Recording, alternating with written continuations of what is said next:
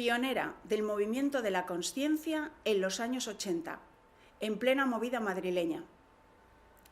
Abre el primer restaurante macrobiótico Sésamo y Sal, para después fundar el Centro Aldaba, donde todo podía suceder: arte, exposiciones, música.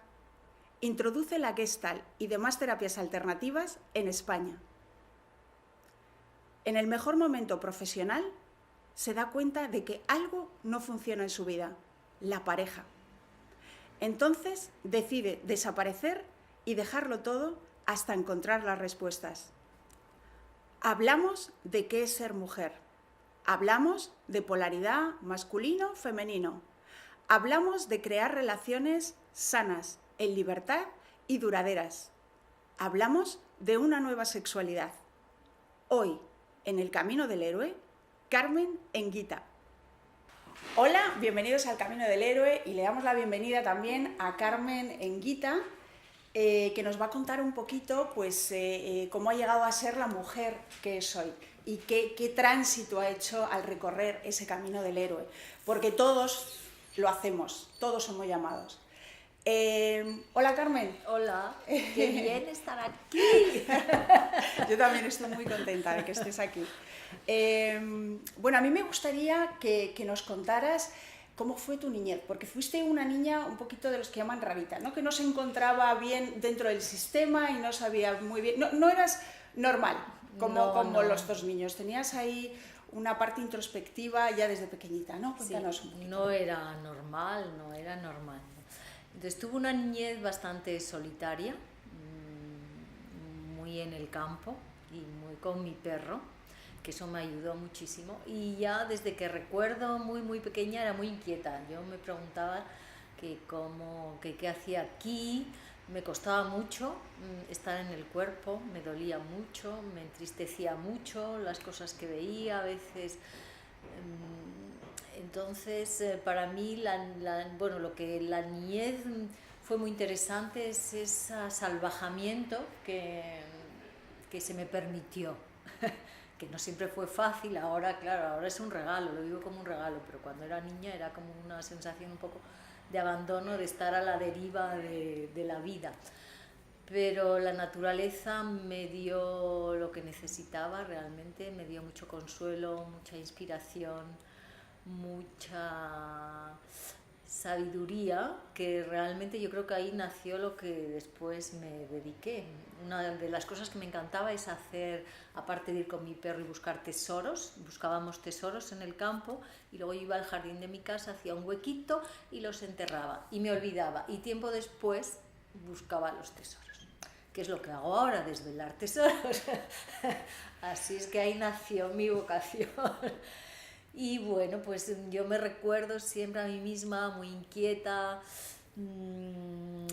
llorando porque ir al colegio me parecía un horror, porque yo lo que quería estar en la naturaleza y con mi perro. Y estudiar esas cosas tan raras.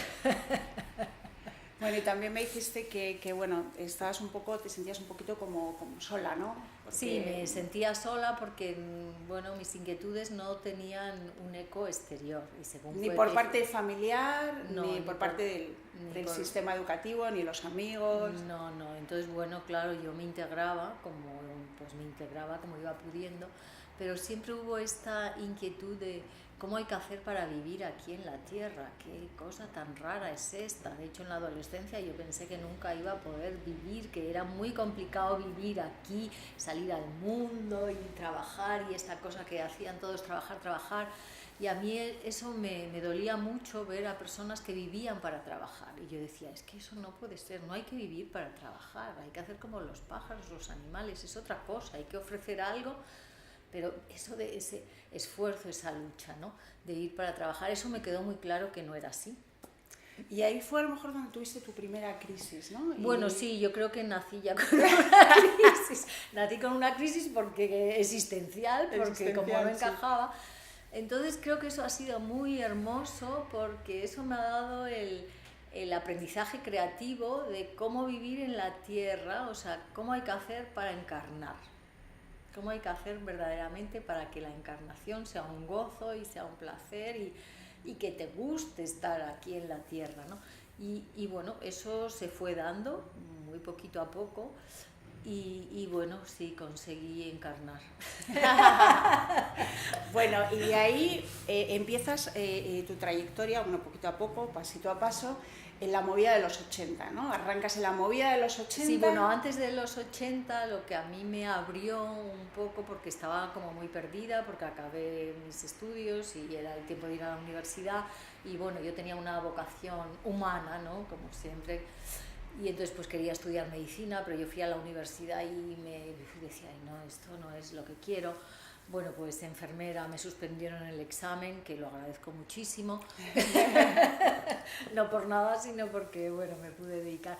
Entonces estuve unos años como perdida, a ver dónde encajo. Y entonces, pues, conecté con un amigo que acaban de abrir el primer restaurante vegetariano macrobiótico fue el primer restaurante de Madrid, es que se llamaba Sésamo y Sal, y entonces entré a formar parte de ese equipo y durante, bueno, pues bastantes años estuvimos ahí, montamos la primera tienda pues a granel, aparte de la que ya había, y yo me convertí en una alquimista ahí, porque pasaba mucho tiempo en la cocina, en los fuegos, porque ahora hay de todo, pero entonces no había nada, no había tofu, no había tempe, no había nada y todavía había que hacerlo.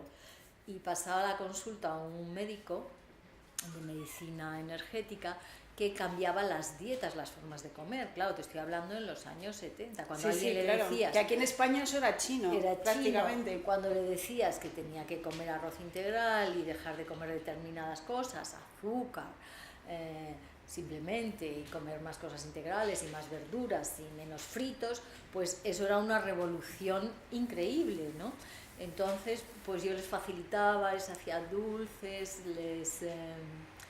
bueno, y ahí me di cuenta que tenía una vocación de transmitir, porque, bueno, me tocó a mí, de alguna manera, tener que enseñarles, que contar cosas. Y dije, pues mira, esto me gusta a mí, porque yo estaba ahí de alquimista, que también me ha enseñado mucho cómo es cocinar la vida a fuego lento, y hacer... La paciencia. La paciencia, ¿no? Me enseñó mucho eso también. Y bueno, pues después de ahí yo me fui un poquito antes de que eso ya se cerrara. Y sí, y bueno, también fueron unos años así inquietos, pero ahí me abrió las puertas al shiatsu. Porque montaste otro centro, ¿no? Sí, en los años 80. En los años 80, que era muy característico porque, como tú bien dices, ahí podía ocurrir de todo. Podía ocurrir y ocurrió de todo, porque era claro, en los años 80 Madrid era un hervidero cultural, ¿no? La famosa movida madrileña, y bueno, pues coincidí con mis hermanos, curiosamente, galeristas, e hicimos algo muy bonito que se llamó el Centro Aldaba, que era una mezcla de arte y mi locura en ese momento, y entonces pues ahí creamos un centro de encuentro donde había muchísimos conciertos, conferencias, pues de medicinas naturales, de psicología transpersonal. Trajimos a personas de todo el mundo, del chamanismo, bueno, de la psicología transpersonal. Sí, que fue la introducción realmente de todas estas terapias alternativas que no se conocían. No, aparte del yoga se conocía muy poco y bueno, pues estaba la Gestalt, pero que era pues un reducto pequeño y bueno, pues claro, eso fue como una universidad para mí, ¿no? Porque, wow, ahí yo podía recibir y dar muchísimas cosas, ahí creé la primera escuela de shiatsu que se creó y también como me encantaba estar entre los pucheros, pues daba talleres de cocina natural de temporada y era muy bonito. Y bueno, lo que más me gustó es esa mezcla del arte, porque creo que ha sido la creatividad, ¿no? Es la creatividad que te permite salir de cualquier lugar, transgredir cualquier cosa que tú tengas. Entonces es como el arte, ¿no? La música, la pintura, la escultura, había muchos pintores jóvenes en el que se les apoyaba, ¿no? Bueno, fue muy hermoso. De hecho, se cerró porque se cayó una parte del edificio y como es un edificio pues muy cuidado, pues el ayuntamiento desalojó todos los vecinos, todos los locales y fue hermoso porque hicimos una subasta y entonces vino todo el mundo que había pasado por ahí, cada uno se llevó una pieza de ese lugar que desde luego yo a veces y todavía me encuentro gente, ¿no? Que dice, ay, Aldaba, ¿no? Aldaba, porque fue muy significativo y fue el inicio. Tú date cuenta que empezábamos las clases de Tai Chi, estaba Ignacio Cali y estábamos así de pie esperando a que viniera alguien porque nadie conocía el Tai Chi, ¿no? Entonces que viniera un alumno. Los inicios, cómo son, ¿no? Que son difíciles. Bueno, son difíciles. Pero hay que insistir. Sí, entonces era como perdurar y perdurar y perdurar y creértelo, sobre todo con mucha alegría y mucho entusiasmo. Y a mí, claro, eso me dio una plataforma para poder expresar pues todo lo que se había estado macerando dentro de mí. Muy lindo. Y sí, y realmente ahí yo creé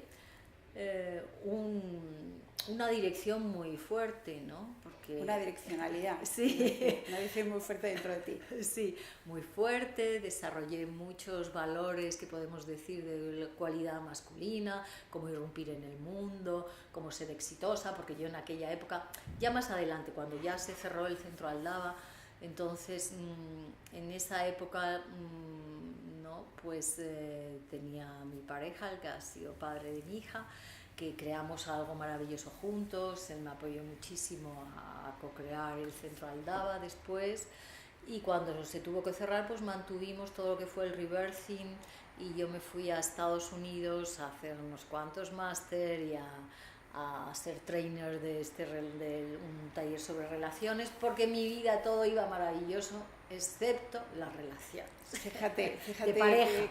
Fíjate que cómo es la vida, ¿no? Aunque el mundo se creía que éramos la pareja más feliz del mundo, porque realmente había mucha complicidad y creamos muchísimo, apoyamos una gran comunidad de gente, de apoyo.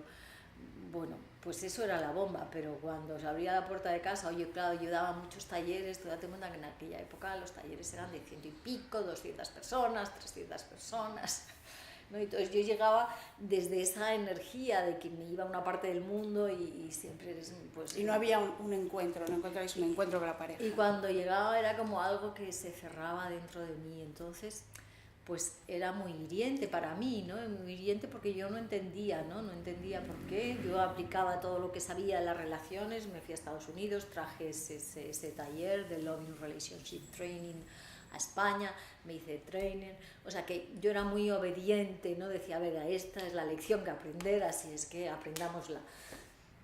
Y entonces pasó, pasó, a ver, por lo que me has contado, la vida muchas veces nos pone eso que nos falta o eso que no va bien para que lo aprendamos. Sí. Tú, muy bien, te direccionaste a aquello que tenías que aprender, ¿no? Aprendiste la teoría y llegó un momento de crisis, ¿no? En tu vida donde te sumergiste en la soledad, digamos, en el bosque. La crisis fue porque realmente mi vida era muy rica. Si eras una mujer de éxito. Yo era una mujer de éxito,